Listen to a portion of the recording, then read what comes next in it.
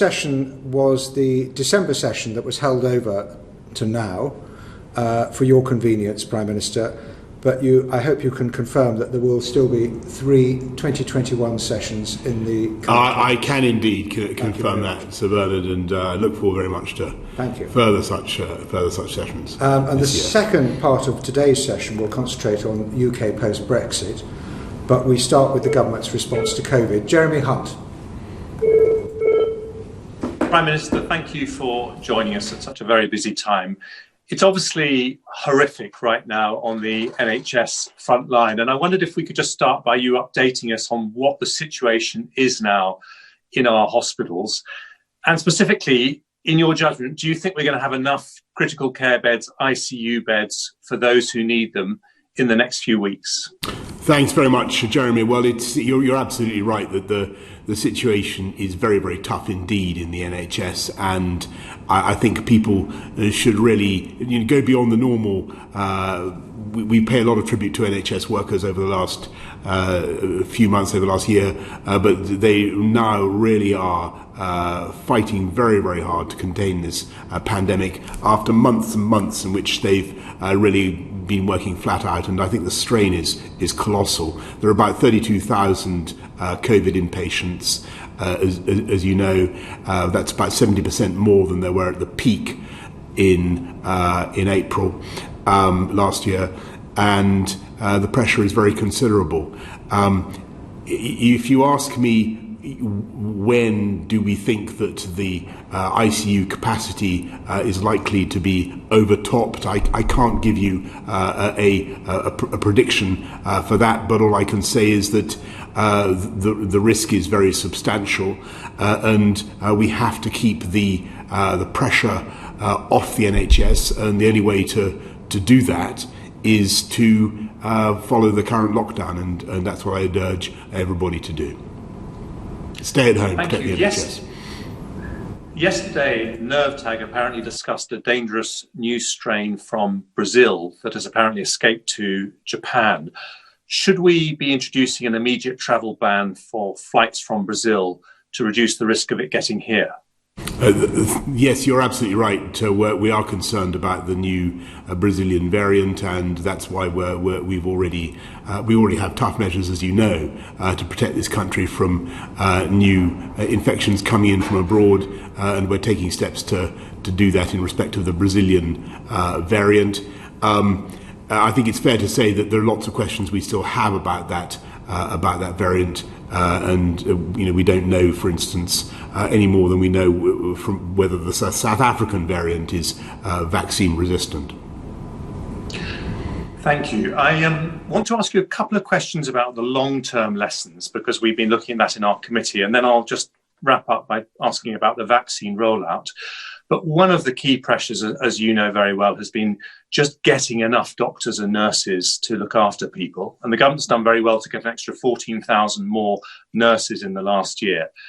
But in truth, we've never been very good at training enough doctors and nurses in the NHS.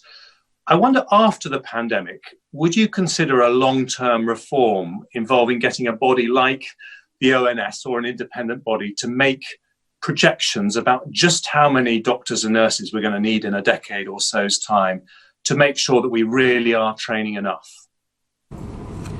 Yes, I think that is the kind of thing that we should be looking at. Jeremy, just so people know the figures, there are now almost 299,200 full-time equivalent nurses. That's 13,300 more than last year. 122,400 doctors. That's 6,000 more than last year. But as you rightly say, the demand, particularly at the moment, is enormous, and so we're looking at making sure we have the right measures for the long term to recruit, to encourage, to retain, and to make sure that we train people in the right way. And we are determined as a government to fulfil our promise, for instance, to deliver, not just to deliver the 50,000 more nurses by the end of this Parliament, 50,000 more nurses, but also to give them confidence and encouragement by doing things to support them in their careers and retaining them. Let me ask you, if I may, about social care. Now, on the steps of Downing Street, you said, and I'm quoting, "I'm announcing now on the steps of Downing Street that we will fix the crisis in social care once and for all with a clear plan." Can I ask, given what's happened to public finances in the last year, does that commitment still stand? Yes, it does. I think the pandemic has highlighted the difficulties that the social care sector is in. So it clearly needs reform and it needs improvement. But there's also the issue of people being forced to sell their homes to pay for their care. And that's something that we want to address, and we'll be bringing forward plans later this year. So the NHS has a 10-year plan because of the need to do proper long-term planning if you're really going to transform things. Should the social care sector also have a 10-year plan? Yes, it should, or it should have a long-term plan. And clearly, if you're going to reform social care, you're going to need younger people also. Obviously, it's more difficult for older people, but you're going to need the younger generation to start thinking about the eventual cost of their social care. And we need to start having that conversation with the public. Thank you. And finally, if I could just move on to the vaccines programme. Now, most people, I think, are incredibly encouraged that we are doing better than any similar sized country in the world in terms of our rollout, more than 2 million people jabbed to date, and so on. But this is the biggest peacetime operation of our lifetimes, the most important for the country. Could I just ask you, why are the public not allowed to know anything except the most basic information as to how many people have actually had the jab? For example, there are no plans to publish how many people have had the jab in each local authority area. People really do want to know how many people have had it near them. Thanks very much, Jeremy. Well, we want to be as transparent as we possibly can about how many we're vaccinating, and so you know the figures for the number of jabs delivered or vaccination events, as I think they're called in the jargon. That's about 2.8 million, or was this morning. Obviously, it's going up the whole time. 2.4 million people. You know the ambition to get to 12 million people in England by the 15th of February, 15 million across the whole of the UK, and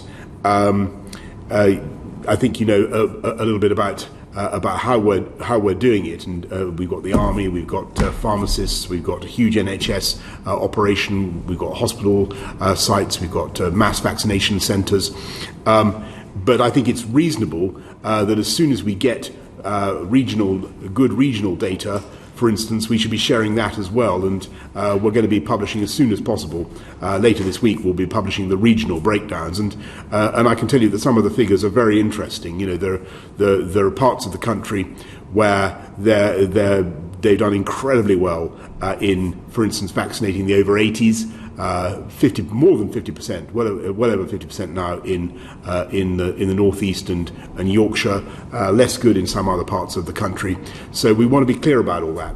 And a crucial thing is that we want the data about those who have been vaccinated in local authorities to be shared, and it will happen by the end of this week, with public health directors in local authorities, because as we go forward, this vaccine programme is going to find that there are people that we need to reach, that we can only reach with the NHS working hand in glove with local government. I mean, it's my mother's, not that I want to reveal that she's over 80, but she had her vaccine this morning in Surrey, but I have no idea how many other people were vaccinated in Surrey. So I wonder if you could possibly look into whether we could actually release that data by local authority area, because I think it would be very interesting. And just finally, one other bit of data, which is very important, is the wastage, because every person who is not vaccinated because of waste is potentially put in peril. So could we look at publishing wastage rates by vaccination centre, just to encourage everyone to treat each vaccine very preciously?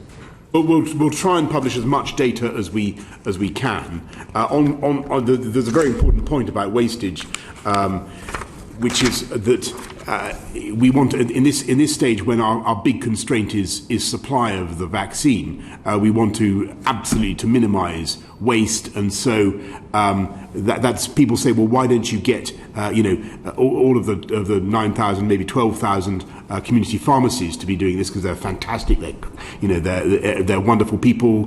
They've got clean premises and so on and so forth. They could do it. The trouble there, and it's very important for people to understand, is logistically you'd have our teams going around dropping off supplies of vaccine in 12,000 outlets or 9,000 outlets, and then at the end of each evening you'd have a proportion that were not used still in the fridge, and the risk is that when we're still constrained by supply, we don't want that happening at this stage. But as we go forward with the rollout, and as I say, as we really dig into those groups that have not yet come forward, don't know how to do it, then I think community pharmacies, which are trusted, well known, will play an important part in the rollout. But on local authority publications, we'll do whatever we can. The moment the plan is for regional breakdown. The regional breakdown is very interesting. Thank you, Jeremy, and thank you, Prime Minister. On the wastage front, my local hospital had targeted NHS workers standing by to use up any spare vaccine at the end of every session, even though they're not officially on the priority list. Other hospitals have not done that, and they have been wasting vaccine. Can we promote best practice? Yes, and it's perhaps also worth saying that there is a big, or there can be, differences in the amount of vaccine that vials, the quantity of vaccine that is necessary to vaccinate a given number of people, depending on the skill of the vaccinator. And that's why in these early stages we really want to maximise the use of people who are very, very proficient in giving the vaccination. Now we all understand, Prime Minister, that and the committee's asked me to ask these questions, that there are limitations on the vaccine supply, and there is an agreed schedule of delivery. But what steps is the government taking to increase the supply over the agreed schedule, beyond the agreed schedule, so we can accelerate the whole programme? Well, Sir Bernard, as you know, there's this government has secured a bigger supply of vaccines, I think both absolutely and per head, than virtually any other country in the world. So we have a big stream of vaccines coming down the track. But there is also a programme to accelerate the delivery of the Oxford vaccine. So the remaining Pfizer vaccine is being brought forward. The Moderna vaccine as well. We're doing everything we can to bring forward the manufacturing process as fast as we can, so that we can start getting it into people's arms in the timeliest way. There has been some concern that it was reported to the Science and Technology Committee this morning. AstraZeneca actually requested that their technicians and production workers should be prioritised for the vaccine, so that they don't suffer the sickness rates that they're suffering at the moment. That would seem important and critical to the vaccine programme. Could you? Yes, I mean, you're making an excellent point, and as the committee knows, the JCVI has set up the rankings of 9 groups. We're starting with the first 4 groups by February the 15th. We will, in general, leave the decisions about which groups should be prioritised to the Joint Committee on Vaccination and Immunisation. I'm sure that's the right thing to do. But clearly, when it comes to the manufacture of the vaccines, there is a critical role for those workers, and that has to be taken into consideration. And in terms of delivering the programme, the MOD confirmed yesterday they could deploy up to 10,000 people if necessary, and so far only 1/3 of the personnel on standby have been deployed, an additional 10,000. Can you confirm that that offer is available to Wales, Northern Ireland and Scotland if they're getting behind with their programmes and they need that capacity?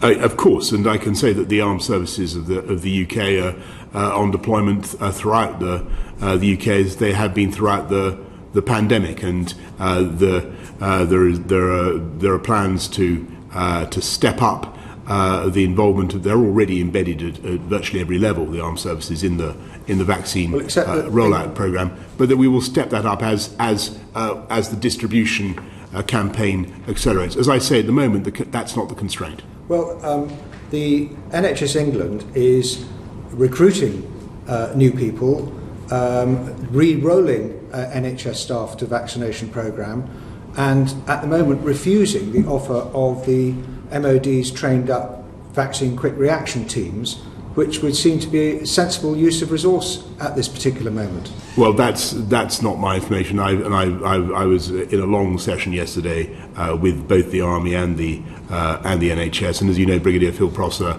and others are integrated at the highest level, and the armed services are being of great use. But that will increase as the tempo grows. But there's a very painful process for a local NHS team to get a MACA request through the NHS system, as we've discovered in Essex once already. Perhaps you can just take that one away. I'll certainly have a look at that. On local authorities, and I'm going to come to Clive Betts from the HCLG committee in a moment. We know that local authorities should have been involved in the test and trace programme much earlier, and that was a mistake. So why are NHS England officials, according to many of my colleagues, our colleagues, being instructed not to share information with partners about vaccine locations and things like that, so undermining trust and cooperation when we should all be pulling together in this massive emergency? Well, you're absolutely right that it's vital that the NHS and local authorities collaborate in this, and I think all colleagues will be familiar with the experience of local friction between the NHS and local authorities. In some cases we'll have come across that.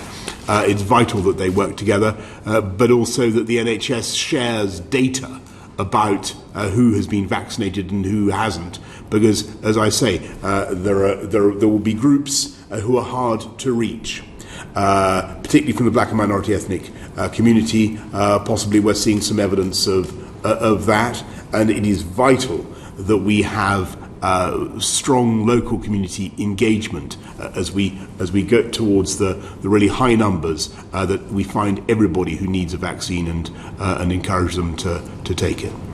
Thank you. Clive Betts. Thank you, Bernard. Good afternoon, Prime Minister. Prime Minister, the National Audit Office has done a review of the national tracing system and has said that before the call centres were set up to track people who have got COVID and their contacts, there was no business case done, no value for money assessment. Has one been done now? Well, I think, Clive, the business case for testing, tracking, and tracing is overwhelming, and it's to do with saving lives. Yeah, but given that the national system is successful in contacting about 60% of the people they're trying to contact, but when the ones they can't contact, the 40% are passed over to local councils, they're contacting 75% or more of those people, a much higher ratio for much less cost. Wouldn't it make sense to transfer more of the responsibility and more of the resources to local councils and directors of public health? Well, contrary to perhaps to the widespread impression, local councils have been involved from the very beginning, and they've done an outstanding job. But I also think that NHS Test and Trace overall, they've tested. I don't know if the committee is aware of it. They've tested 56 million people or they conducted, perhaps I should say, put it more accurately, they've conducted 56 million tests, and that is an astonishing number. I believe it's the highest in Europe. And although clearly it's been extremely difficult to control the disease by test and trace alone, it has played an important part. And we would not know some of the vital things we do know about, for instance, the new variant or the South African variant if we weren't doing massive daily genomics thanks to NHS test and trace.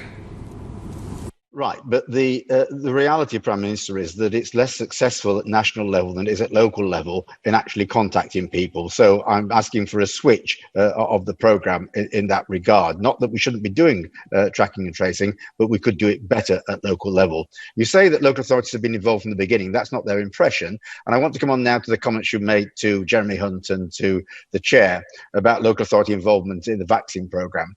The Local Government Chronicle ran a story the other day with the support of local council leaders and directors of public health, saying there was a wall of silence in the NHS. They were getting no data about what was happening with regard to vaccinations in their area.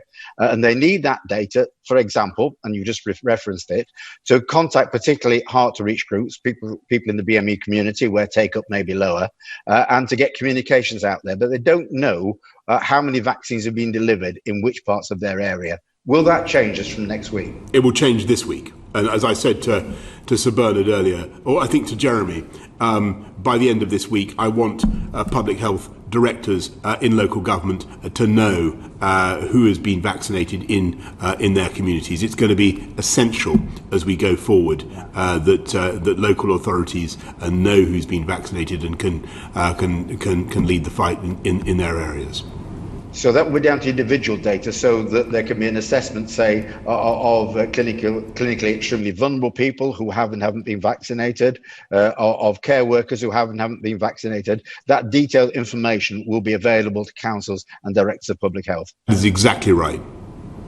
That's really helpful, Prime Minister. Can I also say, is it now going to be the case that local authorities are going to be involved in the planning of the vaccine rollout programme? They can help with identifying appropriate sites. They can help generally with communications.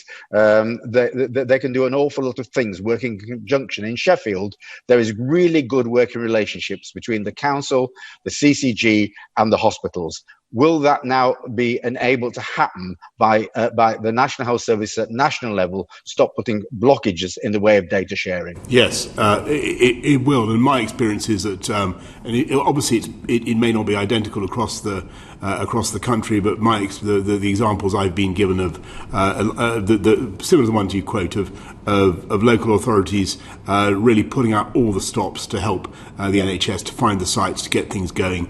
And you're making a very good point about data. We've got to have that data properly shared. And what I've been just to repeat and clarify what I've been assured is that local authorities will get data about all the people who have been vaccinated by the end of this week. Right. Now, that will obviously need to be continually refreshed and updated. Of course it will. I just want one final point then. Looking to the future, will then information be available to local authorities and to the public about what is going to happen with regard to future sites and future rollout? Just from my own point of view, I was refused information the other day about which sites were going to be open in Sheffield. I was told that they had to go to the top of NHS England for that information to be released. Isn't it? Don't we need to take the public into our confidence and give them the information so they can have an awareness of what is happening in their area?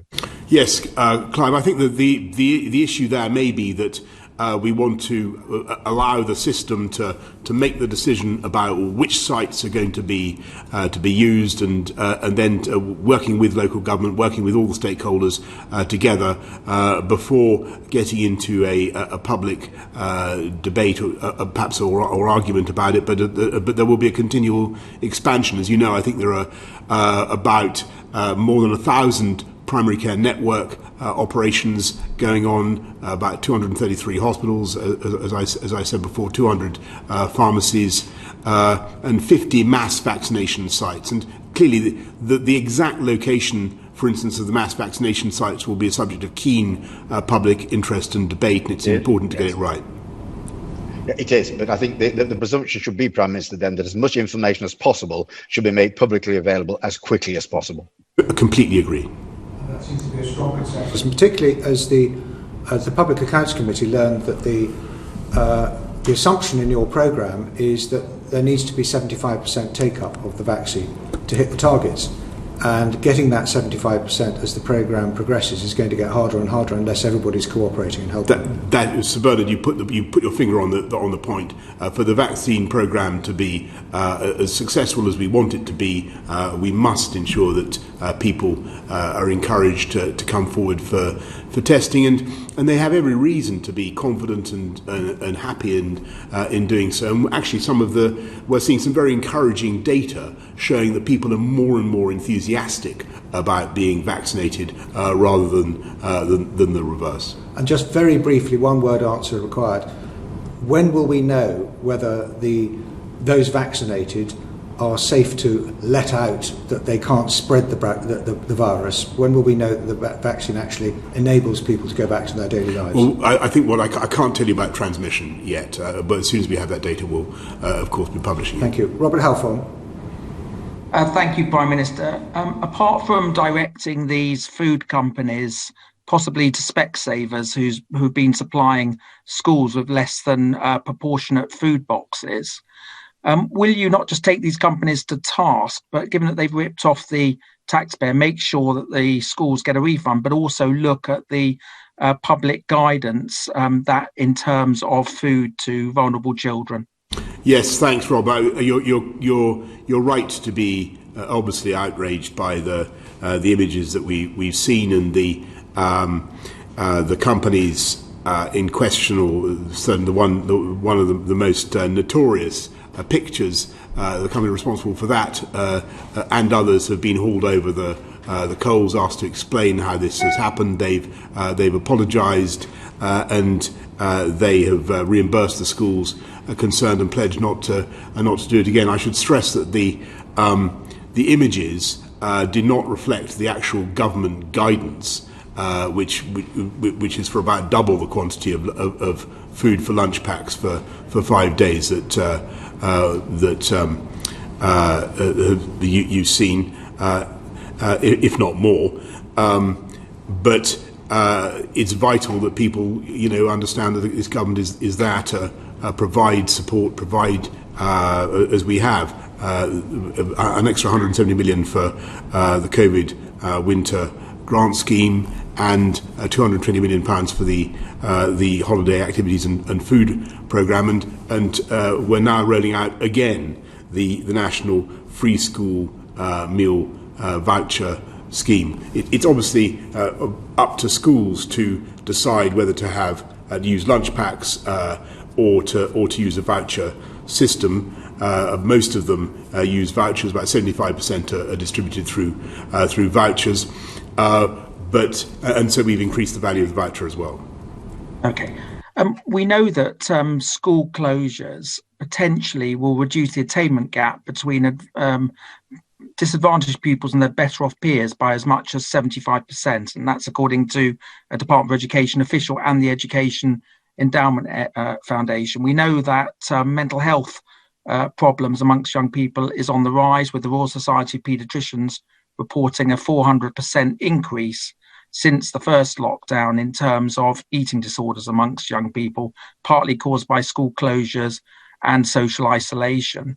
So I just want to understand, what specific assessment is the government making of the impact of school closures on children's educational attainment and mental health to inform decision making? Will schools reopen again after the half term? And if it is clear that schools can reopen sooner if we get teachers and support staff up the priority list of vaccinations, isn't this worth doing? Well, thanks. The priority is if we can achieve what we want to achieve with the vaccination programme. The priority is obviously to get schools open as soon as possible. Whether we can do that after the half-term break in the middle of February whether we can begin to do that depends on a number of things. It depends on the success of the vaccination programme. It depends on us not finding that, for instance, the South African or the Brazilian variant are immune resistant. It depends on us not finding something else out about the disease that makes us recalculate. I should stress, by the way, that we have no evidence at present to think that these strains are vaccine resistant. Very important for the committee to realise that. We have no evidence to think that they are vaccine resistant. But that's got to go well. And then the crucial thing is that the overall lockdown measures have got to continue to work. What we're seeing today, as I speak to you, is some early signs of progress in restraining the growth of the virus. Some signs of perhaps of flattening, of levelling off in some parts, but it is far too early for us to say that this means that we can go into any kind of relaxation in the middle of February. We've got to work very hard to achieve that. And in the meantime, the tragedy is for so many kids that they will not get the education that they need. That's why we desperately fought to keep schools open for as long as we possibly could. And I know that was a position that was shared by many colleagues in Parliament. We did everything we could. And what we want to do, just to answer Rob's question about support, you know about the £1 billion catch-up fund.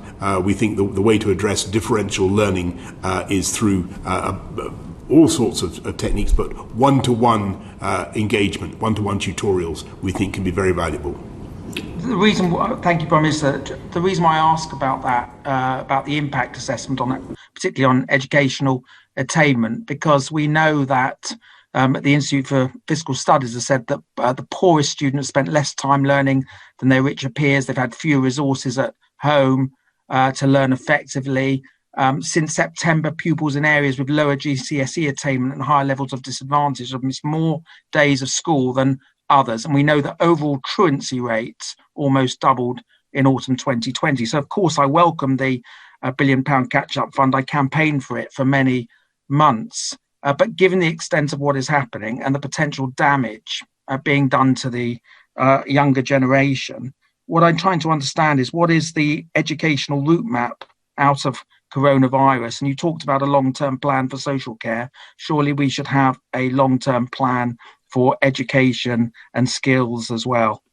Well, we do indeed have a long-term plan, both for education and skills, and to tackle disadvantage in schools in particular. We've got another 2.4 billion that disadvantaged pupils are receiving through the pupil premium. I've mentioned already the sums that we're spending on the holiday activities and food programme, and we are on skills. As you know, we've got a massive programme, the Lifetime Skills Guarantee for everybody who's currently not able to access funding for post 18, post 23 training, and that it's a huge gap in our provision that we're now filling with the Lifetime Skills Guarantee. Well, it would be good to have a good old-fashioned white paper on that topic, Prime Minister.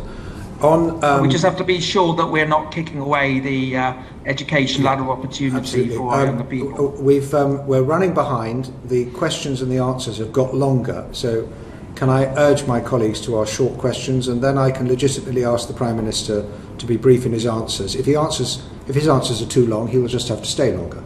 But thank you, Prime Minister. And we move on to Catherine McKinnell, the petitions. Thank you, Chair.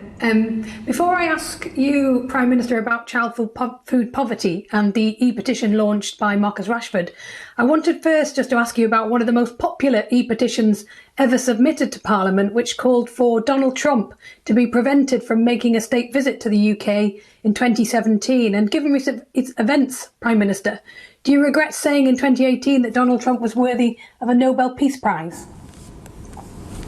I'm sorry, I am in favour of the Prime Minister of the UK having the best possible relationship with the President of the United States, and I had an excellent conversation very recently with President-elect Joe Biden.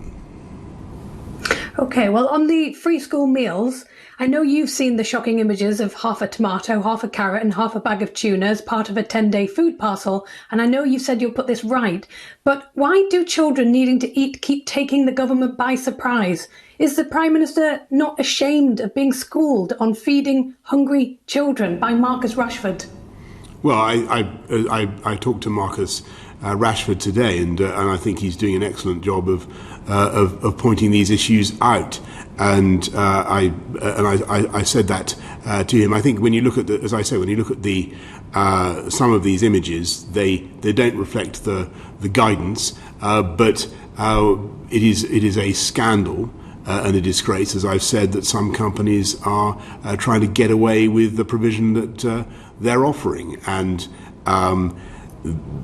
we've taken the steps that we have, and I want to see the companies that provide these lunch packs doing so properly, and it's not good enough. There's got to be. You can't assume that households have the supplies of other ingredients to use to make the lunches. You've got that's obvious, and clearly the packages that were on offer were totally woefully inadequate, and that's why we've taken the steps that we have. I mean, one of the frustrations is the use of these private contracts and the profits that can be made by the middlemen, when really the £15 rather than £5 worth of food should be delivered to children. I mean, the government's handed out billions of pounds on failed COVID contracts, money for unusable face masks, failed test and trace app, COVID testing kits that don't work, yet doesn't seem to trust parents enough to give them the money directly so that they can feed their children. Why won't the government do this? Well, actually, I'm sure you wouldn't want to inadvertently to mislead anybody, but it's the decision of the schools to decide whether or not to have vouchers or lunch packs. And clearly, as I said earlier on, a majority of the schools, about 75%, use the vouchers. What happens is that the schools sometimes wish to continue to support their caterers, the arrangements that they've made. They think that lunch packs are a better way of doing it, and what we've seen is some people, and it's not all of them, by the way, it's very important to say it's not all of them, some companies have been providing scandalously inadequate lunch packs, and they've now agreed to correct it and to reimburse the schools for their failings. Well, but Prime Minister, the direct payment to parents is not on offer for those families or for those schools. But isn't it time, more so, that normalising emergency food aid in modern Britain is just deemed unacceptable and undignified? And what is the government's strategy for dealing with this so we don't keep descending into crisis? Well, actually, what is not normal and what is unprecedented is having to close schools, which we very much don't want to do as a result of the pandemic. And what people have reasonably said is that when kids are forced to stay at home because schools are closed, then those who would normally be in receipt of free school meals should be helped, and that's what we're doing. And it's absolutely right that we do so. Prime Minister, I would say it's not just about the closure of schools. We have a food poverty problem in this country, and that is what Marcus Rashford is campaigning on. So I would urge the government to publish a strategy for dealing with this and ensuring that every child can eat. But I wanted to just ask one other question very quickly about hospitality, because we have a petition in Parliament at the moment. And the hospitality industry, it's a major employer in this country, not to mention the heart and soul of many communities, and they have suffered more than most from the COVID disruption. And given we spent 2 days debating in the summer whether a Scotch egg is a substantial meal or not, and dealing with the consequences of the ill-thought-out 10 p.m. curfew, would the Prime Minister agree to meet with petitioners who believe it's time that the government had a dedicated Minister for Hospitality to fully understand the diverse nature of this sector and get things right for this industry through this crisis and beyond? Well, if I may say so, I think it's very. I think she's right to to identify the particular troubles. You're right to identify the troubles of the hospitality sector, and they've been through a very, very difficult time. We're doing everything we can to support them, and the Chancellor, the Business Secretary, and I meet regularly with representatives of that sector.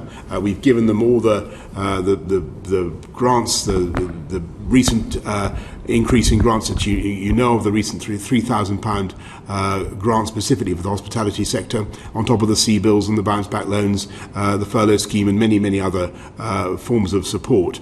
But the best thing for the hospitality sector is really that we all work together to defeat the virus in the way that I'm absolutely certain we can, with disciplined action and the vaccine rollout, and getting them back on their feet. And that I'm sure is the best thing for them. Thank you. Thank you. And thank you, Prime Minister. Darren Jones.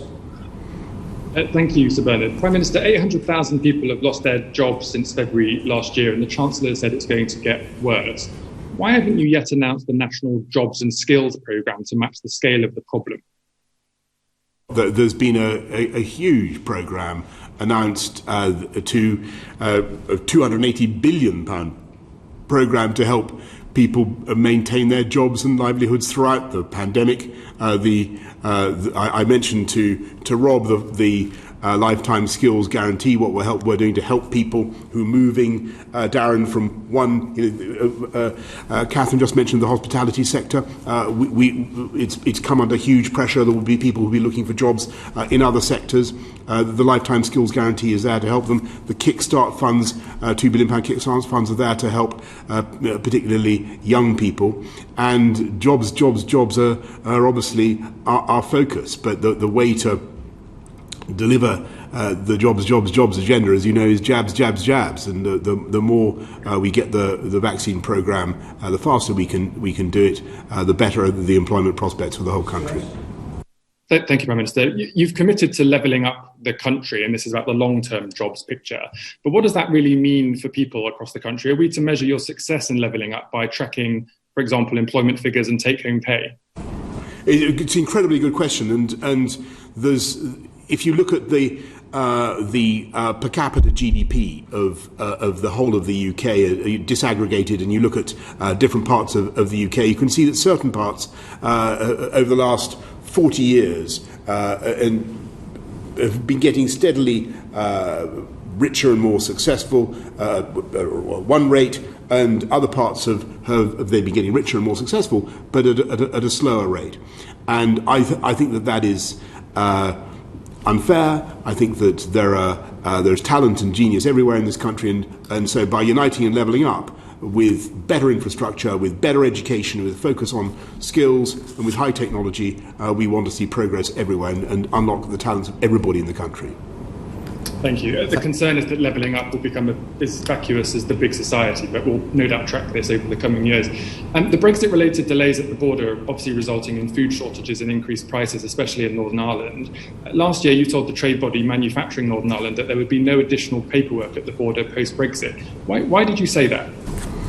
Well, actually, the situation in Northern Ireland is that trade is flowing smoothly, as I understand it, and exporters are benefiting from the unfettered access between Great Britain and Northern Ireland.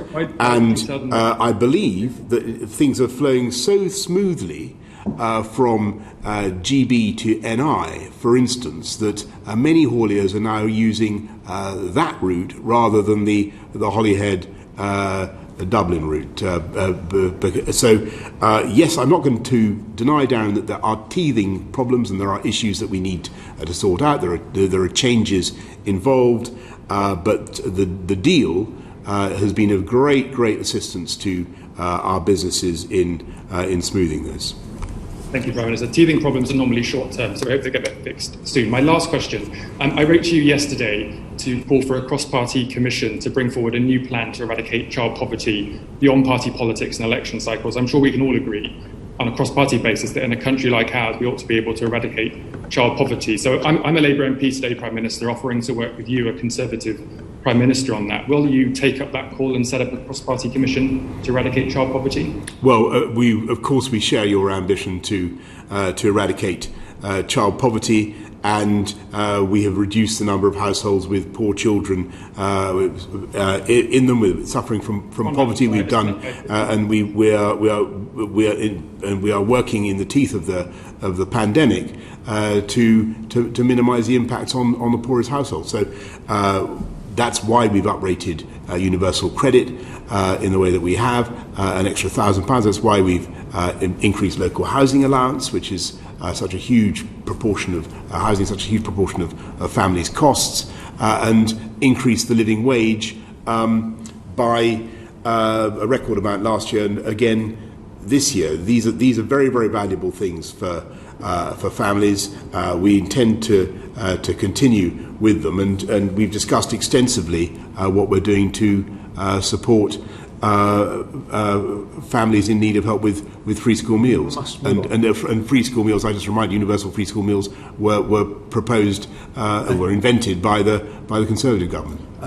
Thank you, Prime Minister. Answer, thank you, Bernard. Stephen Timms.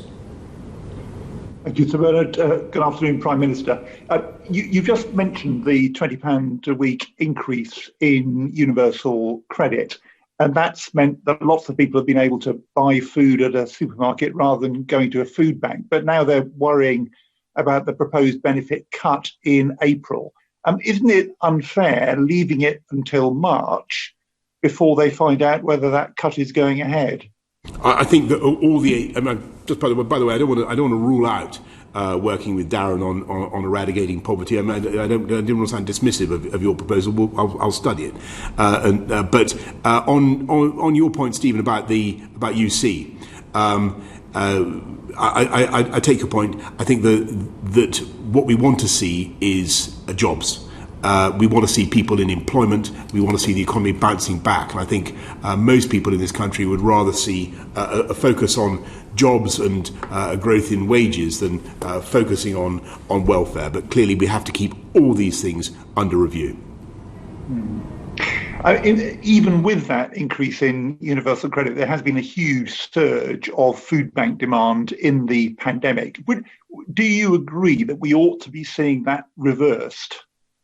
Well, I think that people who help with food banks and set up food banks are doing a wonderful job, and yep. I thank them for it. And in an ideal world, we would be people would be able to have absolute confidence in getting what they need from their weekly shop, and that's why we're focusing so much on things like the living wage, increasing pay wherever we can, increases in pay for 1 million key workers this year, and doing everything that we can for the poorest and neediest. And don't forget that of the £280 billion that have been spent since the pandemic began on supporting the jobs and livelihoods, the benefit has gone overwhelmingly to the poorest and neediest groups. Well, there are a lot of people still claiming the old-style benefits, job seekers allowance, employment and support allowance. Their circumstances are identical to people claiming universal credit. The legacy benefit rates were always the same as the UC rates, but they weren't increased by £20 a week. What justification is there for paying them £20 a week less? Well, we want everybody to move on to universal credit. We think it's a successful system, and I note with some anxiety that it's still the stated policy of the Labour Party to abolish universal credit. I don't think that's the right way forward. Well, if you take people, for example, with severe disability, they're not allowed to claim universal credit, and yet their benefit hasn't been uprated in line with universal credit. Surely it should be. And if the question about universal credit is resolved at the time of the budget, will the question of those legacy benefit rates be addressed as well at the same time? We're committed to doing everything we can to address the needs of those on welfare. we believe strongly in universal credit. It's helping. It's putting more money into the pockets of families across the country, particularly with the £1,000 increase. But the best thing is to get people into employment, and that's what we're working for. Can I raise one final area? We spoke at the Liaison Committee in May about hard-working, law-abiding families with no recourse to public funds, and you made a point which I very much agreed with, and I quote, you said people who've worked hard for this country, who live and work here, should have support of one kind or another. I think that's absolutely right, but unfortunately that isn't the current policy.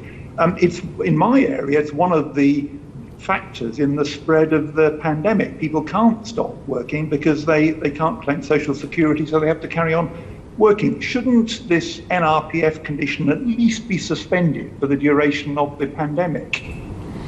I totally understand the logic of your argument, but the problem is that it's a very, very long-standing provision in this country that NRPF conditions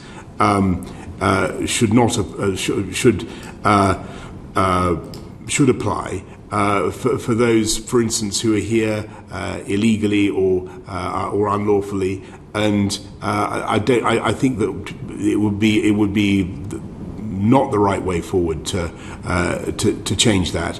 And what I think we also discussed, Stephen, was just because people have their NRPF, it doesn't mean that they're not eligible for support of many kinds and provided through local councils or otherwise. No, but they're not able to claim universal credit, and that's what's forcing many people to carry on working. The current arrangements go back to 2012. We've seen the education department's been helpful, giving people access to free school meals. The housing department has accommodated rough sleepers with no recourse to public funds at public expense. But it's the Home Office still in a kind of Windrush mindset, which isn't picking up your point about people ought to get support.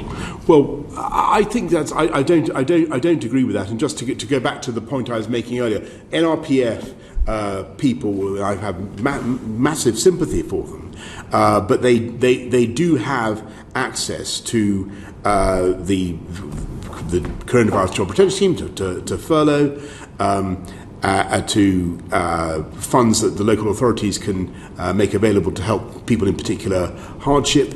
£7.2 billion of funding we've made available to local authorities. So this country does not allow people to fall through the cracks, even if they are classified as NRPF. The point you make about UC is a valid one, but I think I've given what I hope are intelligible reasons for why we want to make a distinction between those who are eligible for UC and those who are NRPF. Thank you, Stephen. We must move on. Caroline Noakes. Thank you, Prime Minister, specifically for making domestic abuse so central to your broadcast last week. It was really welcomed by the sector. But can I just ask, what additional protections have been put in place to help victims of domestic abuse who have insecure immigration status? Well, since the pandemic began, we've done what we can to encourage people who are the victims of domestic abuse to come forward. We set up special helplines. We've been investing, as you know, Caroline, in independent domestic violence advisors, but also it's a condition. Although the lockdown rules are very strict, as you know, people they don't apply to victims of domestic abuse, because we don't think we should stop people from seeking the help that they need. Indeed, they don't. But is there any specific policies for victims who might be here on a Tier 4 or 5 visa, or who might be entirely dependent upon their spouse's status? What specific programmes have been put in place to provide them with the support they need? Well, they would be the normal support that any victim of domestic abuse has in this country, and we don't tolerate domestic abuse, and we want those who are responsible for it to be found out and punished. There are some who have fallen through the cracks, and you just said you didn't want anyone to fall through the cracks. Can I ask you about another group of people who've fallen through the cracks, namely those reliant on British Sign Language for their interpretation of the COVID lockdown rules, those who might have learning difficulties? Can I ask, when the Home Secretary says that the current lockdown rules are clear, and the Commissioner of the Metropolitan Police says that it's preposterous that anyone could be unaware of the rules, why are we still not doing a better job of explaining to vulnerable people what those rules are? Well, Caroline, thank you. If I may, I've now been asked this a couple of times about sign language in particular. There are obviously various logistical issues that need to be overcome, but I'm going to take that away and see what we can do to increase sign language. But what I can tell you is that the campaigns that we so the normal TV broadcasts, for instance, but the campaigns that we have are available and accessible are provided in accessible formats and translations, and we have multiple media channels that we use to help reach people. The stay-at-home poster, for instance, was produced with a voiceover and British Sign Language interpretation. And Prime Minister, do you think you could write to us on that subject? Very happy to do so, yes. On the 12th of October, you said there hadn't been enough time to get a BSL interpreter for the broadcast then. There wasn't enough time, clearly, last week, and today you're still taking it away. I think it's absolutely shameful that we haven't done better on this when both the Welsh and Scottish governments have. I wanted to ask about access to healthcare during the pandemic. We know that more men than women have been impacted by COVID, but the evidence shows that it's women who are finding access to specific services difficult. I was contacted by a constituent yesterday who was told that her surgery is not currently doing smear tests.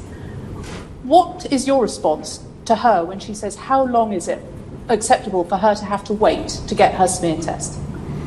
Well, I obviously sympathise very much with anybody who's had any service or treatment in the NHS delayed as a result of the pressure on the NHS.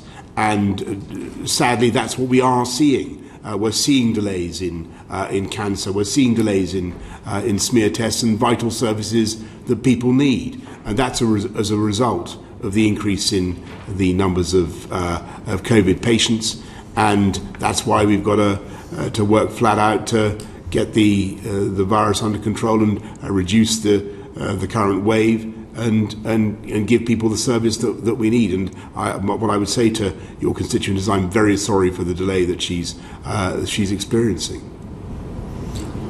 Women, especially BAME women, are disproportionately employed in insecure and low-paid work. What specific parts of the Kickstart scheme or the apprenticeship scheme is the government considering to put aside for BAME people and indeed for women who have been disproportionately affected economically by the pandemic? I can't give you a specific proportion, Karen. Can I just, on employment, ask a question? Back in November, you made a pledge to make sure that there were more women in Parliament. Is the House of Lords included in Parliament, in your view? And why have we not seen appointments to the Lords increase the number of women, where, of course, you could make a direct difference? We believe it very much in increasing the numbers of women in every part of our Parliament, and I'm thrilled that that we now, I think, have more female PPSs, for instance, than the male PPSs, and the numbers grow steadily. The Parliament is unrecognisable from what it was like when I was elected, let alone from when Bernard was elected, which wasn't actually that much earlier. And long may that change continue and accelerate. And you ask about the impact of women on COVID, or the impact of COVID on women. I'd just like to point out that in fighting COVID, we've had spectacular female leadership from Kate Bingham of the Vaccine Task Force, from Dido Harding of NHS Test and Trace, and many others. Women in the Lords, in fact, Prime Minister, where you have failed to put 50% women in either of the two appointment rounds you had. Well, you're pointing out a very important statistic, and we'll do what we can to address it. But it's not something that's been so far drawn to my attention, but thank you for doing so. The 50-50 campaign is rather close to my heart, as you understand, Prime Minister, that we get more women into Parliament. And moving to the Home Affairs Select Committee Chair, a prominent woman in Parliament, Yvette Cooper. Thank you, Chair. Thank you, Prime Minister. It's nearly 4 weeks since we were warned about the South Africa variant, but if I still wanted to travel from South Africa here today, I could get a flight via Dubai or Istanbul with no test before I left, no test during, no test on arrival, go straight onto the tube from Heathrow and then onto a train and travel home across the country. You said tough measures were being brought in to protect the country, but why on earth have you allowed this to happen legally for the last 4 weeks? Sorry, did you say illegally? Legally.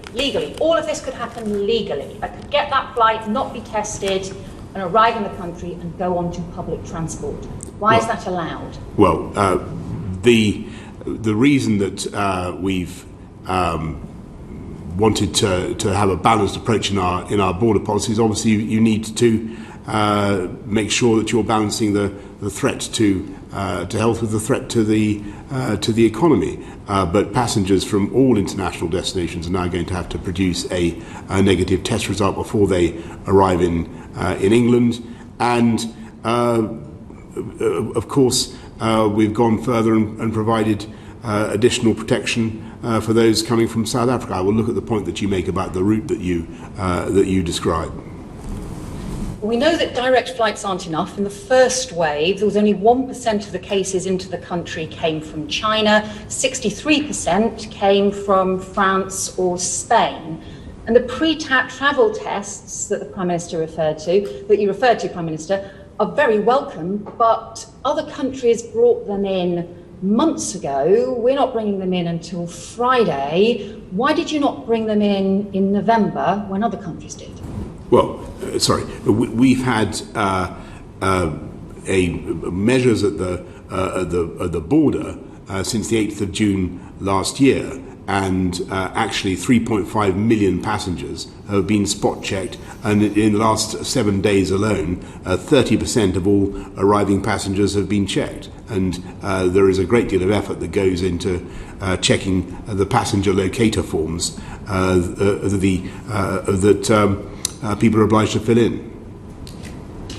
Well, we heard this morning, Prime Minister, that those forms are just checked simply to see if people have filled them in. We also heard from Border Force that 90% of cases were not being checked, and we heard there was even less follow-up when people then return across the country, having travelled by public transport. So you've been repeatedly warned about the weaknesses in the quarantine system, a system that we heard experts describe this morning as it might as well be voluntary because so few checks are taking place. Why haven't you strengthened that system? Well, we have, with respect, strengthened that system, and passengers arriving from all international locations are required to present a negative test before arriving in England. Well, they will be from Friday, but once again, You could have introduced that testing system from Thursday. You could also have in place testing again on arrival rather than simply 72 hours beforehand.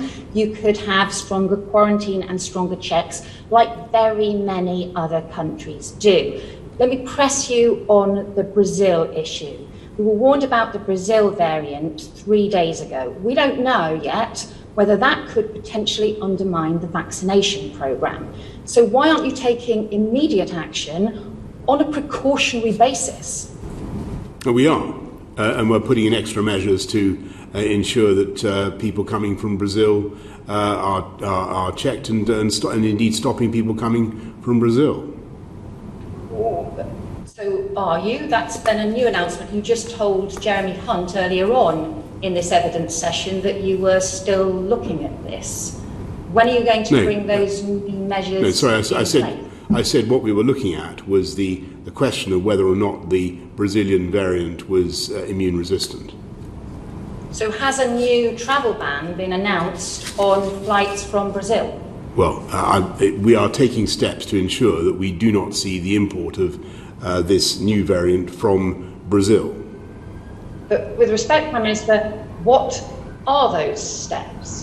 Because as of a few hours ago, I understood that it was still possible to get direct flights from Brazil, and also without any testing in place, as of today, Wednesday, 3 days after we've heard about the Brazil variant and nearly 4 weeks after we've heard about the South Africa variant, to arrive without any testing in place. No, we're taking steps to stop the Brazil variant being imported into this country, as we've taken steps to stop the South African variant from being imported into this country, as indeed the French took steps to stop the Kent variant being imported into France, and that's what countries do.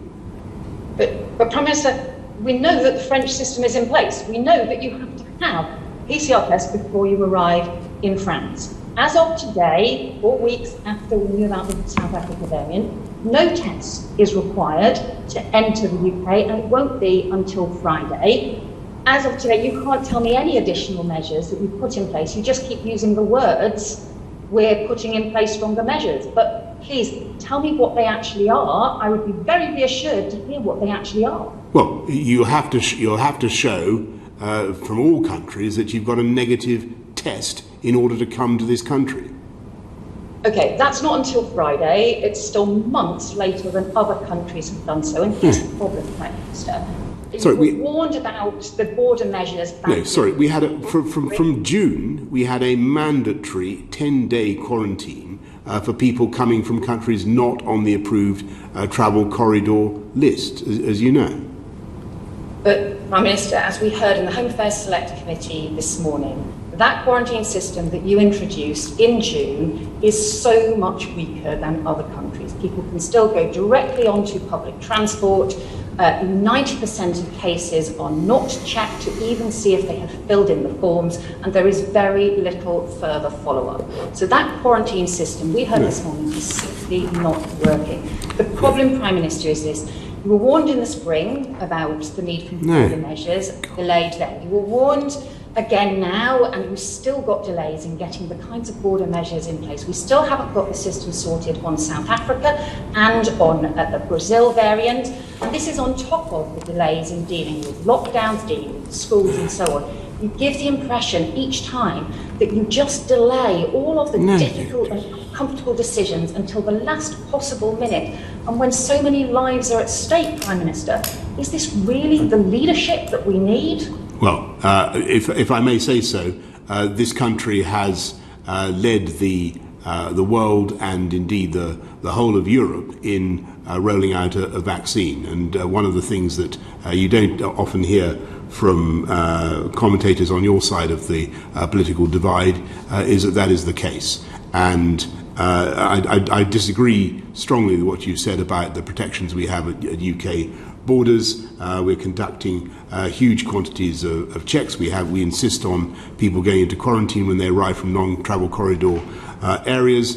We're putting in measures to protect this country both against the South African variant, the Brazilian variant will continue to be very tough indeed. At the moment, we have a pandemic that is being driven by in large part by a new variant that seems to have originated, though we can't be sure, that seems to have originated in a mutation or several mutations in this country, and we're doing everything we can to bear down on that. But if you look at the achievement of this country in fighting the vaccine, I don't think you should neglect the rollout of fighting the virus. I don't think you should roll out the speed of the vaccine programme so far. That was a long question. We desperately want the vaccine system to work. All of us desperately want it to work. But that's That's why good. we need to make sure that it Hold isn't that undermined by any international variant. Please look again at the border measures. Thank you, Chair. Thank you, Ms Cooper, and we're well behind now, I'm afraid, but that was long questions and long answers. So Hilary Benn, as quickly as we can, please. Thank you very much, Mr Chairman. Good We're afternoon, moving on Prime to the Minister. section about Britain's place in the world post-Brexit. Yeah. In December 2019, Prime Minister, you said that there was no question of there being checks on goods going from Great Britain to Northern Ireland. Do you remember saying that? I do, and indeed, thanks to the deal that we have, trade is flowing so smoothly, as I said in answer to an earlier question, between Great Britain and Northern Ireland, that it is now the preferred route of hauliers. Well, if it's going so smoothly, Prime Minister, why have we seen some empty shelves in supermarkets in Northern Ireland? Why has the Northern Ireland Agriculture Minister warned that a range of frozen and chilled foods could be unavailable after the temporary grace period ends? And why did the big supermarkets write to the Chancellor of the Duchy of Lancaster this week to call for urgent intervention to prevent further disruption if it's all going so well? Well, if you listen to what the supermarkets are actually saying today, I believe that Andrew Opie of the Retail Association said that supply was pretty much back to normal for supermarkets in Northern Ireland. But what the supermarkets have warned about is what may happen if the grace period, let's take the 3-month grace period that ends at the end of March, during which they don't have to provide export health certificates for all of the food and agri-food products that they're transporting into Northern Ireland. They're warning about what happens if that is not extended. Now, you can give us a simple reassurance if that's possible today. Can you guarantee both those supermarkets and shoppers in Northern Ireland that the grace period will be extended after the end of March? What I can certainly guarantee is that if there are serious problems in victualling or supplying supermarkets in Northern Ireland because of some piece of bureaucracy that's misapplied, then we will simply exercise Article 16 of the protocol, because it's absurd that there should be such difficulties, and we will make sure that supplies continue. It just goes without saying that any difficulties that remain will naturally fall away anyway, because the people of Northern Ireland have to vote to retain the protocol in 4 years' time. Well, Prime Minister, it's not misapplied bureaucracy. It is the very essence of the Northern Ireland Protocol, which you negotiated. Turning to something else you said, many times you've referred to the UK gaining control of our waters. Why is it that some of the Scottish fishing fleet is currently tied up rather than out fishing? Well, I understand very much the frustrations of people who are fishing community and Scottish fishermen and women who are facing what I believe are temporary frustrations insofar as there are delays caused by a variety of problems. We will compensate those fishing businesses, but there is a massive opportunity for those for Scotland and for the whole of the UK with the increase in quota that we get from the deal. 25% before the end of the transition period, hundreds of thousands of tons more fish, and the ability to fish all the fish in Scottish waters from the end of that period. So are you telling us today that you think those difficulties, because they can't get their product to market in time, are only temporary? Yes. Is that what you're saying? I believe that's right, yes. You do, right. But isn't it the case that red tape, cost and bureaucracy was the inevitable consequence of the trade agreement that you've negotiated with the EU? One freight expert has described a mountain of red tape brought in on the 1st of January. Isn't that the consequence of leaving the single market and the customs union? This is just a fact, is it not? If I may say so, Mr. Ben, that's not compatible with what we're seeing with the volumes of traffic at the moment from GB to NI. And as I say, I think one of the extraordinary things about the 1st of January was that it did not produce the disruption that people claimed that it would. I don't doubt that there will be problems, and businesses must prepare for change. Things will be different, and you have to get the right forms. You have to be conscious of the certificates that you need. But I believe that all that is can be readily done, and overall, as I say, the traffic at the moment is smooth, and there are, as far as I know, no queues, and we will address all issues as fast as we can. Thank you. Just one final very brief question. Is it true that the UK rejected an offer from the European Union during the negotiations for a 90-day visa-free period for UK musicians who wanted to go and tour in Europe? No, that's not true. My understanding is that so it wasn't offered. No, we wanted to have reciprocal rights for musicians to tour, but before everybody worries about this, I should just stress that what we have is the right for UK musicians to go and play in other European countries and in EU countries for 90 out of 180 days. Thank you. Thank you, Mr. Ben. Admirably brief, both of you. Pete Wishart.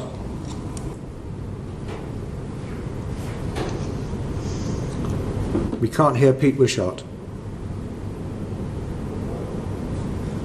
You need to unmute. Pete, you need to unmute. Pete, we can't hear you. Pete, you need to unmute. Oh, there we go. Start Sorry again. about that. Start again. Well, can I start, I think, in a note of agreement? And I'm pretty sure that you and I, Prime Minister, are both Democrats, and we both believe that in a parliamentary democracy, a majority should be respected. So therefore, can you tell me, if a majority of the Scottish people want their country to be an independent nation, how do they democratically achieve that objective? Well, Pete, let me tell you that what I think that they should do is hold a referendum such as the one that was held in 2014. And when they say that to the people of that country, and indeed all of the UK, that's a once-in-a-generation event, which is what they said, that they should, in a democratic spirit, honour that pledge. Well, can we unpack just a couple of these things? Because, again, that's just an utter load of rubbish. There was nothing in any of the legal texts about once in a generation. There was two legal texts, the Edinburgh Agreement and the Smith Commission. There is no mention whatsoever of once in a generation. And if we want to use rhetorical flourishing, Prime Minister, I think that you said if it was a Brexit extension, you would be dead in a ditch. Well, you're sitting in front of us and that ditch is still unoccupied. So surely, once again, if the Scottish people want to achieve independence, how is that democratically achieved? Well, what's the answer? Pete, with great respect, I've given you my answer. That as far as I can see, the Brexit extension has come and gone. We're out of the EU. Scottish fishermen, fishing businesses have access to unparalleled marine wealth in the course of the next few years. I hope they exploit it. I hope that the SNP isn't so deranged as to hand back control of our fisheries to the EU. And I remember distinctly Alex Salmond and Nicola Sturgeon saying that it was a once-in-a-generation event. But did you not hear them say that? We've just answered there's not been many legal texts about once-in-a-generation. Did you say that? Did they say that? Could you not answer this question? Are you seriously saying that democracy in Scotland doesn't matter and that a majority should be respected? I can only think of one other sort of world leader that would deny democracy like that, and he's currently sitting in the White House. Are you seriously saying to the Scottish people that their democracy doesn't count and don't ignore it? I think you need to ask yourself whether you're seriously saying that right now, in the middle of a pandemic, whether the people of Scotland or the UK or anywhere think it's sensible to have a referendum on a constitutional issue when we're trying to, as we discussed earlier, to get the pandemic down, to generate millions of jobs that we're going to need over the next few years to allow this whole country to bounce back together. I think that's what the people of this country want to focus on. I think it's incredible that the Scottish National Party is focusing on a referendum. When you can't say, by the way, what you want this referendum to discuss. You can't say what the prospectus is for the destruction of the United Kingdom. Do you want to scrap the army, scrap the pound, scrap the Queen, scrap the bomb? What is it? What is it? You can't say what your agenda is. All you can say is that you want to break up the UK in some way. And I think that the people of this country, want to focus on fighting COVID and getting on with building back better together. Mr. Wishart? I've got a very elegant solution for that, Prime Minister. Let's have a referendum, not now when there's a pandemic, but in the first part of our next parliamentary Scottish term. Let's have a referendum. You put that case to the Scottish people. You'll put the case why we believe that Scotland should be an independent nation, and let the people decide. That's what the Scottish people want. There is 17 opinion polls now showing that a majority in Scotland want an independence referendum. You know, Prime Minister, I know, everybody watching this knows that a referendum is coming. Why on earth don't you just get on with it? Why don't we have this referendum? Let the Scottish people choose. If your global Brexit Britain is so wonderful, they'll vote for that. If they agree with us that we should be an independent, we should vote for that. Why can't we just get on and do it? Well, because we had a referendum on the issue in 2014, which senior members of your party, perhaps not you, said was a once-in-a-generation event. It was on that basis that people voted in the way that they did, very substantially, to keep our wonderful union together. And if you look at and I think people want to focus on fighting the pandemic. And I think, by the way, one of the weirdest things I've heard in the last couple of days is that the Scottish Nationalist Party is so averse to any Scottish National Party is so averse is so averse to anything that comes from England that I'm told you won't even use the word Oxford vaccine. Perhaps you'd like to say something in favour of the Oxford vaccine. Look, I'll tell you what I'll say to you, Prime Minister. Your response to these questions just demonstrate the pitiful state that the Scottish Conservatives are in just now. You're prepared to deny us democracy. You mentioned rubbish about Oxford vaccines. What the Scottish people want is a say in the future. They're hearing you saying that you're not prepared to give that.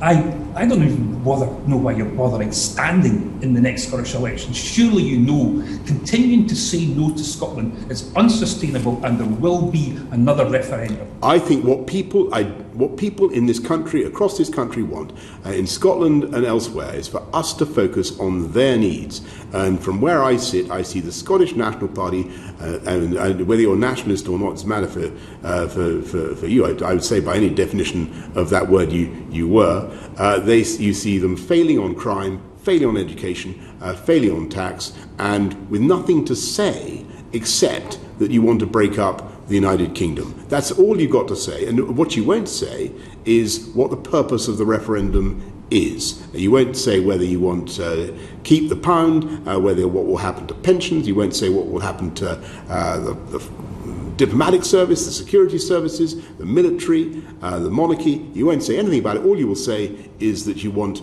a referendum, and you had one in 2014, and the result was decisive, as I think SNP leaders said in 2014. Let's have that referendum and let the people decide. On what? On what? On with the future of Scotland.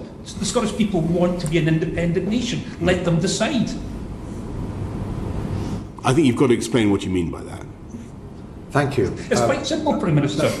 Last question. You put a proposition for the Union, we'll put a proposition for independence, we'll let the Scottish people choose and decide. Whatever outcome they decide is what will happen. It's very straightforward. You did it with Brexit. If you can have your democracy in Brexit, why can the Scottish people not have their democracy about their constitutional future? Anyway, I don't think that's I think what people want to focus on now is addressing this pandemic. I think that the last thing this country needs is to wrap itself into years of constitutional wrangling on a prospectus that, from that account, was very, very unclear. Moving on, the Northern Ireland Committee Chair, Simon Hall. Thank you, Chairman. Good afternoon, Prime Minister. There was huge relief when the protocol was agreed and signed off. Talk of invoking Article 16 should, I'd suggest, be avoided at all cost. It would do huge damage to the Good Friday Agreement, as you're aware, and also give damage to the relationship between our country and the United States. But it does seem to us, and certainly evidence that we've taken in the committee, that there needs to be a significant piece of work across agencies of government, including, but not in totality, the Northern Ireland Office, the Northern Ireland Executive, Treasury HMRC, DEFRA, BEIS, Cabinet Office, DFT and the Republic, in order to make sure that exporters to Northern Ireland know the rules because they want to conform to them. I think you're right to say that trade is starting to get back to a certain degree of normalcy, but we need a huge education campaign amongst GB-based businesses so that they know what it is they need to do both in the grace period and afterwards. So what assurance can you give us that the Joint Committee is going to use the grace period, i.e. between now and the 31st of March, in order to ensure that all of the creases are ironed out, rather than having a cliff edge at the end of March, where we see some of the current disruption continuing unnecessarily? Well, thanks very much, Simon, and thanks for what you've said about the operation of the protocol. I think, as I said to an earlier question, it's inevitable that there's going to be teething problems when you have a change as substantial as the one that we've just had. The UK now controls its borders, its laws.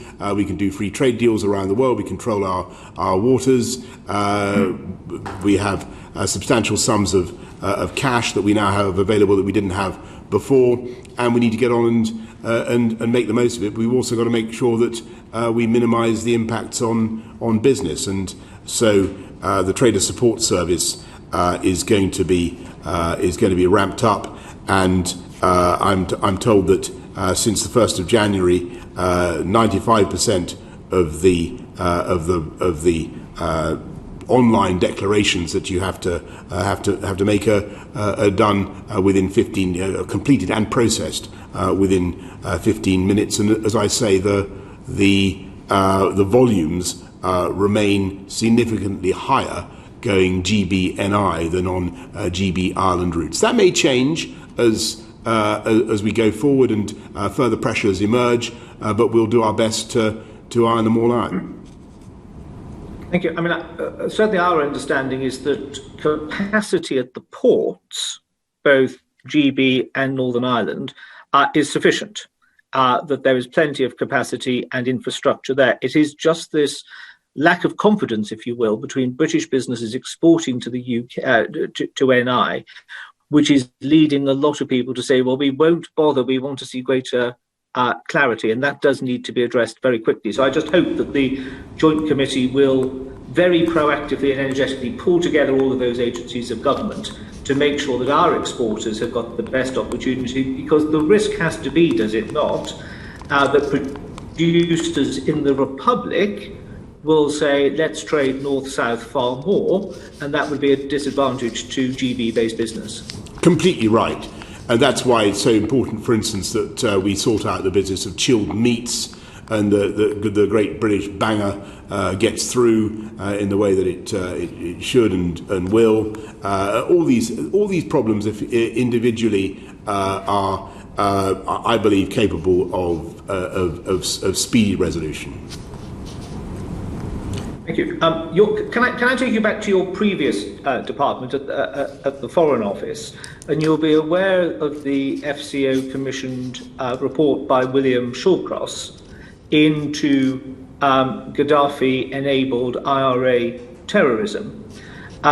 William Shawcross has submitted his report to the Foreign Office many months ago, and silence has been the response from the FCO. There are continuing talks within the United Nations of campaigns to defrost, if you will, frozen Libyan assets, some of which are held in the UK.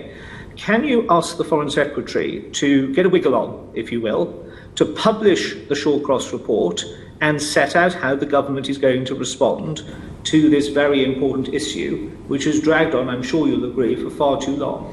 Well, I'm very grateful to William Shawcross for what he's done and the effort that he's gone to in solving a very difficult problem. This is the potential for compensation from Libyan funds for victims of IRA terrorism whose injuries or who were killed as a result of Semtex or other weapons supplied by Libya. There are many great difficulties with trying to get a satisfactory solution. It's proved extremely difficult to draw the right net or to decide exactly who might be eligible for these funds, and there's a great deal of controversy surrounding that. It's also extremely difficult to find a way, given the current precarious situation in Libya, of extracting the funds. And as I can see, Jeremy, my successor, will know very well that Libya, as Foreign Secretary, will know very well that Libya is basically totally a divided state at the moment. There are some faint signs of progress, but until we have a government that we can really work with in Libya, it's difficult to make progress on unfreezing assets or any of the other things that you described. So William Shawcross's work is valuable. I think it's very important. It's particularly important for people, families in Northern Ireland, but we are, I'm afraid, some way off having the result that we might hope for. And I've got to be honest with you, Simon, it will be very tough to get any kind of equitable solution out of this disaster. Other countries many years ago, particularly the United States, were able to get compensation for victims of Libyan terrorism in the way that the British state did not. We've been trying to rectify what I think was an omission. It's proving extremely difficult. Thank you, Mr. Hall. Thank you. Prime Minister, we're pushing past 5 o'clock. We would be extremely grateful if you could give us a little bit more time. Very happy to do so. For Sir William Cash, Tom Tugendhat and Philip Dunn, and some quick-fire questions at the end. Sir William Cash. Good afternoon, Prime Minister. Just to start off with, you led us through the last year, from early December last year, from parliamentary paralysis into a position in which we not only had a general election, which had a massive majority for the Conservative Party, but also to take us out of EU jurisdiction and the European Court of Justice, and reasserting our sovereignty in a very important and vital way for the future of this country.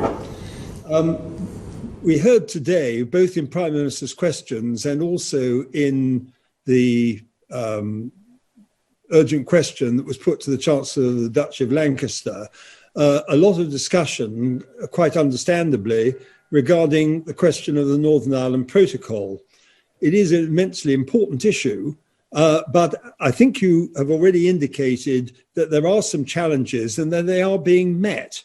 What Andrew Opie said today, and what, in fact, the director of the CBI in Northern Ireland said on the Today programme this morning, all indicated that although there are challenges and there are some difficulties in relation to all these questions in Northern Ireland, the protocol, that actually, given the fact that we're in the process of COVID, there are a number of very significant responses to those challenges going on. Could you enlarge on that a bit so that people can get a better idea as to, for example, how we're going to improve the transparency in the joint committee, which of course is primarily the responsibility of the Chancellor of the Duchy of Lancaster, because in the European Scrutiny Committee, we're working flat out on all these things.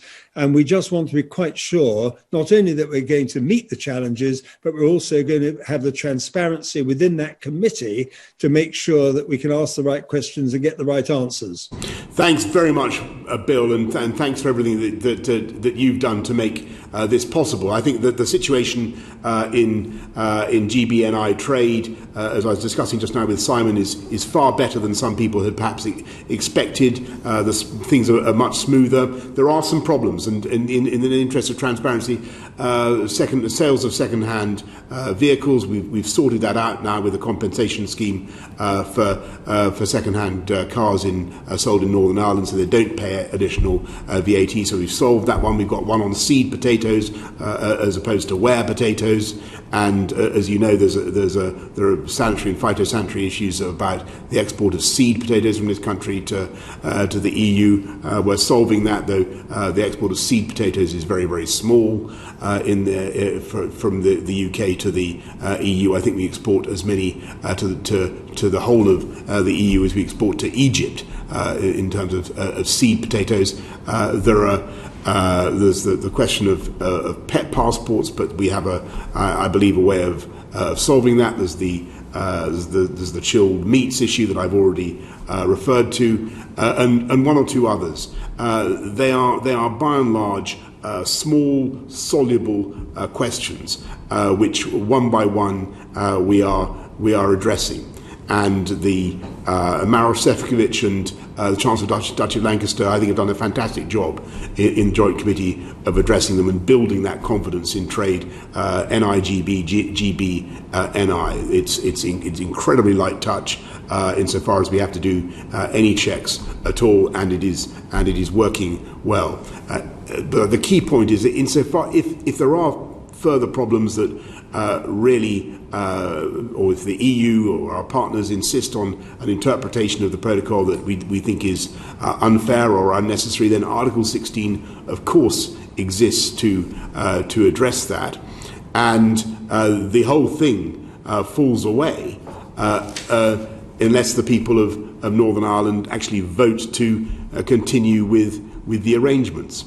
So I see, in the meantime, Northern Ireland is part of the UK customs territory, does free trade deals with us around the world, and there is unfettered access for NI goods to GB and for GB to NI, with the very small caveats that I've entered, and we are working now to reduce them the whole time. So I believe that businesses, both north and south of the border in Ireland, but also businesses east-west, can be full of confidence about the future. I think Northern Ireland has a massive opportunity to exploit the advantages it has.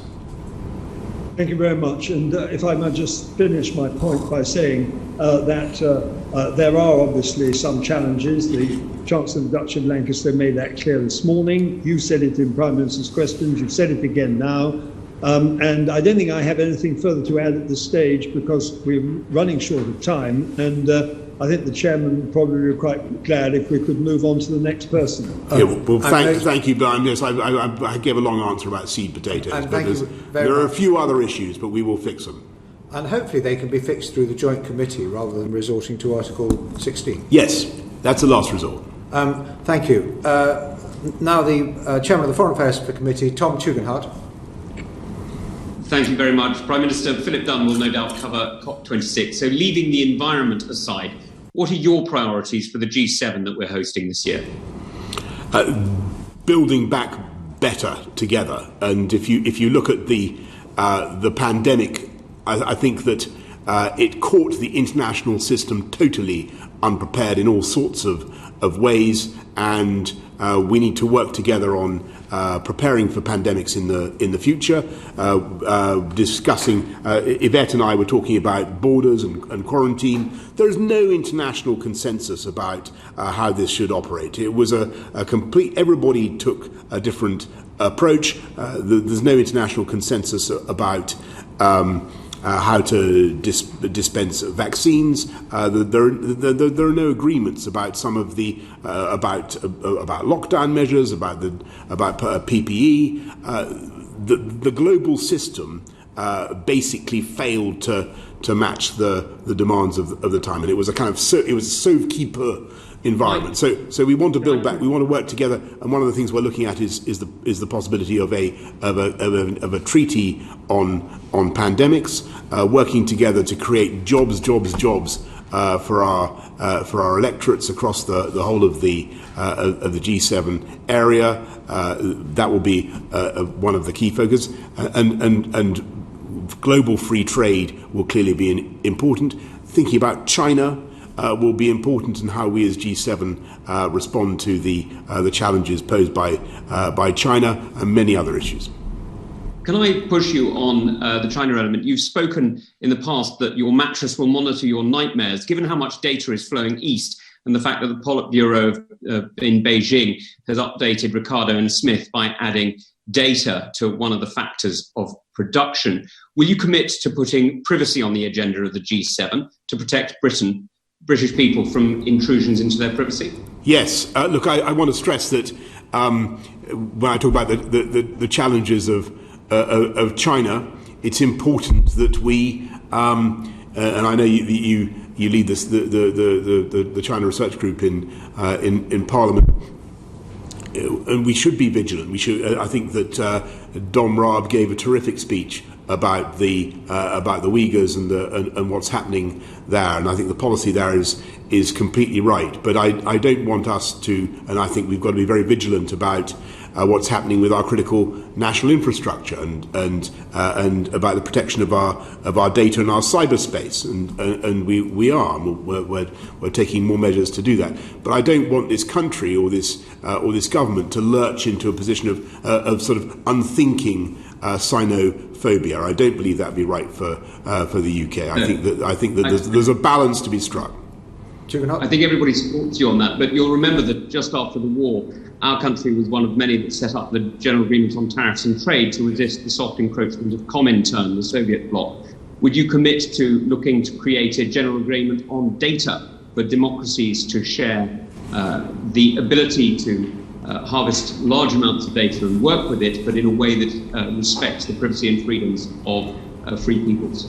Yeah, we're looking at all that kind of thing, particularly on data, not just in the context of the G7, but also of the D10.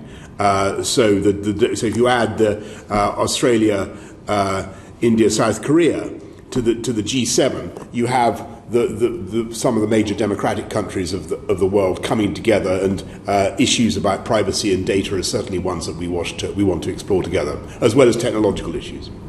Prime Minister, you've demonstrated the use of social media in the UK quite effectively.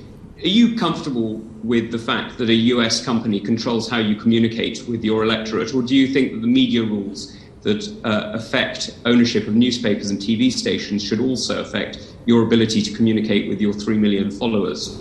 I do think there's a real debate now to be had about the status of the internet, the big internet companies, whether they should be identified as mere platforms or as publishers, because when you start editorializing, then you're in a different in a different world. And that's why we're bringing forward, as you know, our measures, our white paper on online harms, because it's time we had a frank conversation about the boundaries that we want to be set, and the role of these companies in what they choose to publish and what they choose not to publish.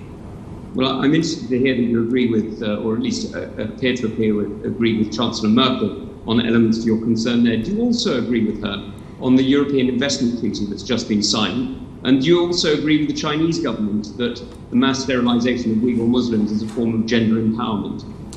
Well, on your first point about the EU China deal, it's something that obviously that we'll be studying. I think it's very important that I want a world in which we're able to have good relations with China, where we're able to interact freely with China. We speak frankly to China, and so on the Uyghurs, I'm with the point that was made by the Foreign Secretary yesterday. I support what Dom Raab had to say, but speaking frankly and calling out human rights abuses should not stop us from having a productive relationship where that is possible. And I think that's what the British people want us to see. Last question, Mr. Juvenile. One last question, if I may, which is that Huawei's Chinese employees have either been recalled to China or have been forced to leave the company when they've been expatriates based in Europe and have married a European. This is the action normally seen in people working for a government or an intelligence agency. Does this confirm the concerns that many of us have had, that Huawei isn't really a free company, but is actually just a branch of the Ministry of State Security and a branch of the Chinese state? Well, the decisions that we've had to take about our critical national infrastructure obviously reflect concerns that I think you and I share about the potential for the Chinese state to get inside parts of our systems, our internet systems, our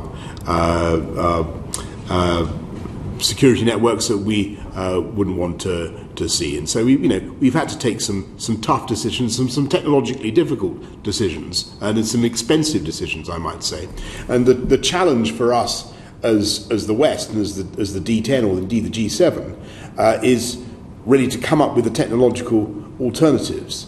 And I think it's one thing to say, well, we're going to exclude X or Y company, but what we really want to see is our relations with Africa and many other parts of the world. Well, there you go. You're selling the general agreement on data back to me. Thank you, Prime Minister. Very good. Now we turn to the Chair of the Environment Audit Committee, Philip Dunn. Thank you, Sir Bernard. Prime Ministers, Tom has just mentioned I'm going to touch on COP26 and also on greening and recovery, and I believe Darren Jones may want to come in on the back of the COP26 questions if there's time. In November, we will be hosting the largest international conference ever held in this country on the most important topic of this century. It's a real opportunity for you to showcase global Britain leading the world in responding to climate change.